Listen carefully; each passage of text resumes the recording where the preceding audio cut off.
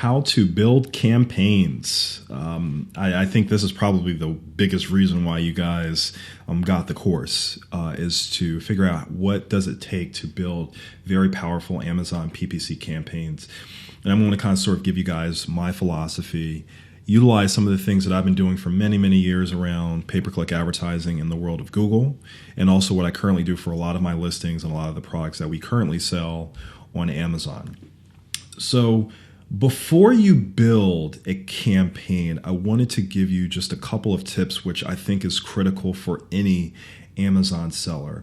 It's not always a perfect world, but I do believe that you need to have at least 5 to 10 reviews. You want to have those star ratings, because not only will those star ratings sort of draw the eyes of that individual to your listing, it also improves your conversion rates as well. So if you only have like 5 reviews, for example, and you're getting traffic to your listing, you have to remember that those individuals still might be doing research on other listings. They may be going to other listings and they may decide, you know what, this isn't really a trusted seller. I'm not going to, buy from those guys. Now, that doesn't mean that you still shouldn't start advertising with at least a couple of reviews, even if it's just 5 to 10. But it just goes to show you how important it is to build up your reviews for your listings, so that your Amazon PPC campaigns are more powerful, your average cost of sale goes down, and all of those things really start working in tandem. So get at least 5 to 10 reviews starting off before you build your campaign. I do think that's very, very critical. Next, ensure your listing is well optimized. Remember that when someone goes to your listing, through an Amazon PPC or through a keyword that was a sponsored ad, you want to ensure that your title is right, your copy is good, your bullet points are good. All those things need to be good, because ultimately that's going to improve your average cost of sale. That's going to allow you to get more purchases on the keywords that you're advertising on. I want you guys to really just make the investment. I'm assuming that many of you guys may have already done this, where you've gone out and got some really good photography or really good graphics. But if you don't have good photography, if you don't have good graphics, yes, you may get clicks through Amazon PPC, but it's that photography that gives people even more confidence in you as a seller. And I can't tell you how many people I run into that makes this mistake. You want to have great photography, great graphics. If you do that, that's also going to improve your conversions, and also is going to get more people to click on your sponsored ads. That's what we call in the world of Google AdWords click-through rate. So that's very, very important. Really get some top-notch photography. You also want to make certain that your product closely matches the terms that you're advertising on. So what that essentially means to me is, if you're selling one product that like say we're selling the ice ball maker, and I have a term for ice cream maker, you do not want to advertise for the term ice cream maker. It doesn't make sense. It's not relevant. It's not specific to what you ultimately want to advertise on. That wouldn't make sense, and that will ultimately cost you more money over time. Really be intelligent about those things. You may think to yourself, well, someone who's looking for an ice cream maker may also then decide that they want an ice ball maker. No, don't do that. Focus on the flurry of keywords that is most tangential and relevant to your product. And then as you've optimized that, if you want to test that theory with the ice cream maker, shoot, by all means do that. But don't do that in the very beginning. We're trying to build powerful, targeted campaigns that can really make a difference over time. So that's that. And then finally, I want you to start your bidding at least the first page bid. Meaning every keyword that's out there has a first page bid estimate. It may be 50 cents, it may be $1. Some cases it might be $2. I want you to start at least the first page bid estimate, because we want to try to get traffic. We want to try to make certain that we're showing up on that first page as often as we possibly can. And then over time, if we need to make bid adjustments, which I'm more than confident and I guarantee we will, we can do that. But you can't do that without bidding on that first page bid estimate, or at least bidding $1 for each keyword. That's something that I highly, highly recommend to you guys. So let's see here. Campaign to ad group to keyword. So This is sort of the philosophy that I use when I'm building campaigns. And I'll show this to you in the last module where I'm going to give a full walkthrough on both how to build a campaign as well as sort of showing you some of the data and the statistics that I have for some of the campaigns that I've built for the Ice Ball Maker. But in this case, campaign naming. You have what's called a campaign, which is the overall campaign itself that you're building for that one product. And that campaign can either be a manual campaign or an auto campaign, which I'll explain in a little bit. But for me, the way I try to segment my campaigns is I try to provide either the product name or a certain, descriptor that really tells me exactly what that campaign is all about. So I'll put in there the product name, which is a pretty obvious one. But in this case, I'll also might say, okay, well, this campaign is just for my money terms, the terms that I know with a high level of certainty that I'm going to sell incredibly well on Amazon. I may have just a campaign just targeted to that alone because I want to ensure that I have as much budget as possible to those terms because, I know that I'm going to make a ton of money and I don't want to run out of budget because, I'm putting money into other terms that I don't think may not do as well, but I'm still testing things out. So that's sort of the whole concept and the philosophy of your campaign naming, which again, I'll show you in the walkthrough. From the campaign, you go down to the ad group. And each ad group, kind of similar to Google paid search or AdWords, where you have different ad groups themselves. But those ad groups are more of like a categorization of maybe, for me, what I like to call the source that I got my keywords from. So I may, instead of having a campaign that was just money terms, I may start off my campaigns in different ad groups, and I'll have one ad group that might be money terms ad group. I may have another one that might be around a particular tool, like I got all these keywords from Google Keyword Planner, or I got all these tools from Keyword Inspector or Merchant Words, or I got this from a particular competitor. Like I was really digging deep into this one competitor's keywords, and I saw they were ranking for all these keywords, or any other sort of naming rights that you want to associate with your ad groups in the campaign that you're running for that one product. That's something else that I typically do. I mean, you can build out, I think you can build out to 1,000 keywords per ad group, if I'm not mistaken. So really powerful stuff. You can really build some and really figure out exactly what ad groups are really making a difference, and then dig deeper into the ad groups to your keywords. And so as it relates to the keywords, they're essentially keywords. You're coming up with the keywords and you're placing all those keywords in each of the individual ad groups, and you're placing your ad groups within your campaigns, obviously. And there's just one thing I want to talk about as it relates to budgetary constraints. I know some folks out there may feel like, I don't have the funds to, spend, $50 a day or $100 a day, which I totally get, right? I totally understand that. However, as it relates to budgetary constraints, one thing that I do over time is, in order to ensure I'm really getting the most out of my campaigns, I might build multiple campaigns. I might have one campaign that's just associated with money terms, and I'll have another campaign for that same product that's related to just overall testing. And so what that does for me is, like I said before, it allows me to have money associated with the terms that I know is going to make me a lot of money. And then I may have a little bit of money associated with the terms that I'm just doing a lot of testing on. So that's just something to consider as you're building campaigns. And like I said before, I'll show you what I'm talking about in the last module where I'll give you a full walkthrough. So you guys know exactly all the different terms on Amazon pay-per-click advertising and what those really mean. This is the first piece. You have what's called broad match, phrase match, and exact match. For all those AdWords sellers out there, they are almost, not exactly, but almost similar. But I just wanted to kind of show you guys what those mean. So broad match is essentially keyword terms or their synonyms.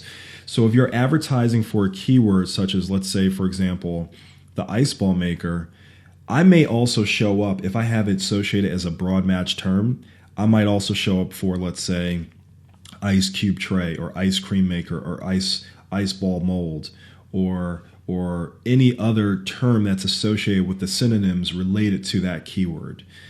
Now, if I used ice ball maker for phrase match, which is essentially exact phrase or sequence of terms, it may be large ice ball maker or ice ball maker for kids or ice ball for maker kids or something like that, right? Where you essentially have the exact phrase or the sequence of terms, essentially. So there's either you still have the ice ball maker is still intact, but you may have a term that's at the very beginning or at the very end of that particular term. So something to consider. And then exact match is essentially the exact phrase or a close variant. So it might be either ice ball makers or ice ball maker or something very close to that, but it's going to have ice ball maker as the main term or something close to it. Negative keywords, like I said before in one of the previous submodules where I talked about certain terms that I don't want to show up for, such as, in this case, I might say cream, because I don't want to show up for ice cream maker. So I may add that as a negative keyword term as a phrase match because I don't want to lose out on the keyword ice, and I also don't want to lose out on the keyword maker, but I definitely don't want anyone that has the term cream in their search I don't want that to be, I don't want my ad to be triggered through something like that. So that's something to consider. Manual campaigns, you have two different types of campaigns that you can build. You have a manual campaign, which is a campaign that you manage yourself. You put all the keywords in, you do all the bidding, the bid adjustments yourself, and that's it. You manage it, you build it, you take out keywords that are not working, you keep keywords that are working, and you go from there. And then you also have an auto campaign that Amazon essentially manages. You populate your product itself. You do the bid adjustment for the ad group at the ad group level, and it essentially comes up with its own keywords that it thinks your campaign is relevant to, and it will advertise for you. And you can see data on both auto campaigns and manual campaigns. However, for the auto campaigns, you do have to, I guess, sort of pull out an actual search terms report, which I can show you what that looks like in one of the other modules. And then you have what's called first page bid estimate, which is essentially the required bid for the first page to show up on that first page of Amazon. Other terms that's worth looking at, and I know this might be basic for some guys out there, but I just have to walk through for those who don't understand these terms. An impression is essentially anytime someone typed in a search term, so in this case it might be the ice ball maker. So someone typed in ice ball maker and my ad showed up. That's an impression. Whereas a click is somebody clicked on your ad. Obvious stuff, right? Cost per click is the CPC stands for cost per click, the actual cost per click. When someone clicked on your ad, that's a cost. And those are those costs that we talked about a little bit before. Your spend is essentially your total spend, the total amount of money that you've spent, or the summation of all the cost per clicks for that keyword across that keyword term. Your sales, total sales for that term, average percentage cost of sale, which is essentially the total amount that you've done in sales divided by the total amount of money that you've spent over a period of time. And you can break that down into yesterday, today, week, lifetime, month, and so forth, which is really nice. But it's that average cost of sale, which I think is very important, that we'll talk about in a little bit. But those are some of the terms that I wanted to kind of, share with you guys so you kind of know how to navigate and what those mean exactly. Really quickly, is in terms of also my philosophy on auto campaigns versus manual campaigns, I always tell people to start with an auto campaign just because it gets you started, it gets you an idea of what other keywords you can also show up for. Because sometimes, even if after you've done all the keyword research, you still may not know what terms could be successful. So I start with two. I mean, personally, as myself, I'll start with both an auto campaign and a manual campaign.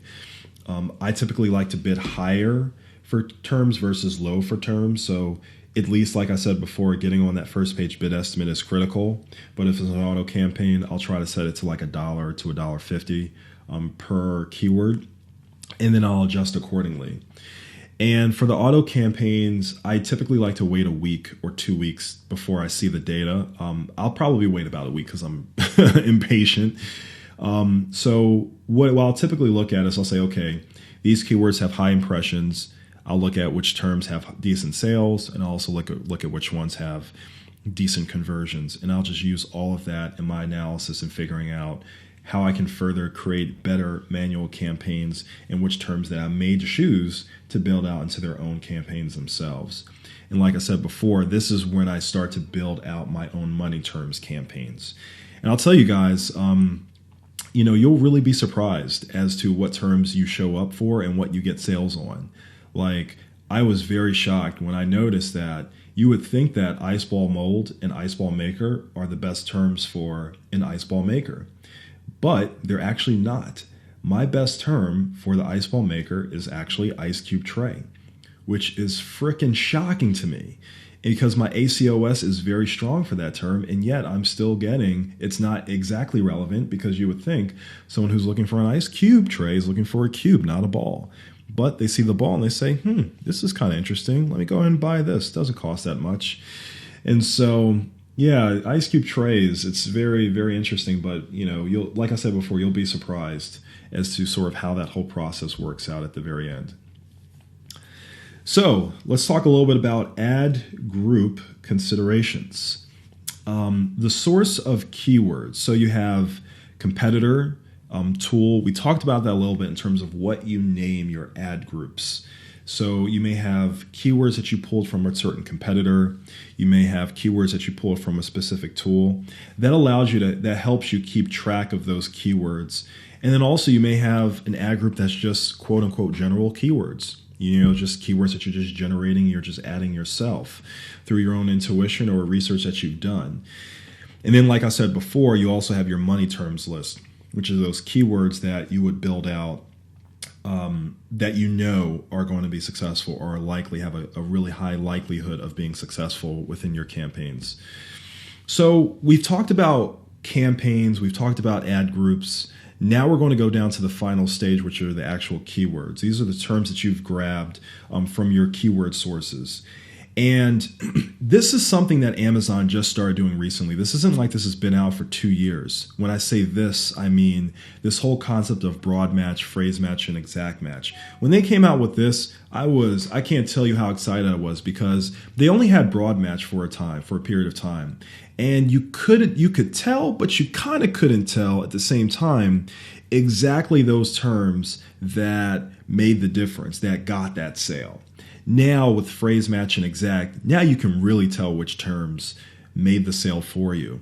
And so for me, I'll try to bid higher for exact match. My bid for my exact match will be higher than my phrase match, and my phrase match will be higher than, my bid for that will be higher than my broad match. So if I'm bidding on Ice Cube Tray, my exact bid will be higher than phrase, and my phrase will be higher than broad. And that ensures that I'm showing more often for the exact match, and I can really tell if that keyword for the exact keyword itself is really making a difference from a search volume in a sales perspective. And then also you can add in your negative terms to see, okay, what terms I don't want to show up for, so I'm able to save more money and allocate those funds from an opportunity cost perspective to the terms that I know are going to potentially make me more money. Last piece around cannibalization. I've seen cases where I've had 2 different campaigns, one auto, one manual, and for whatever reason, my manual campaign isn't getting any search volume. And that happens every once in a while, sometimes because, Amazon is having your ads for another campaign show up instead of the same ad or the same product for one other campaign that you're running. So just be cognizant of that. Be cognizant of using the same keywords in every single campaign. You can do it. It's not a big deal. But if you're trying to keep things clean, you want to make certain that your keywords are separated out under each campaign. Not a big deal. Don't fret, don't fuss about that, but I just want to talk to you about that a little bit so you understood that that is possible, where you're always going to show up for those keywords, but you may show up under one campaign and not for another. So just something to consider. So I hope this was helpful from a philosophical standpoint. Again, in the last module, I'm going to give you a full walkthrough of what that looks like, how to build the campaigns, how I've built my own campaigns. Well, hopefully this gives you some insights into sort of the breakdown, the philosophy of building out Amazon PPC campaigns. So now we're going to go into some really important areas around optimization, how to review your terms for those campaigns as well. So stay tuned.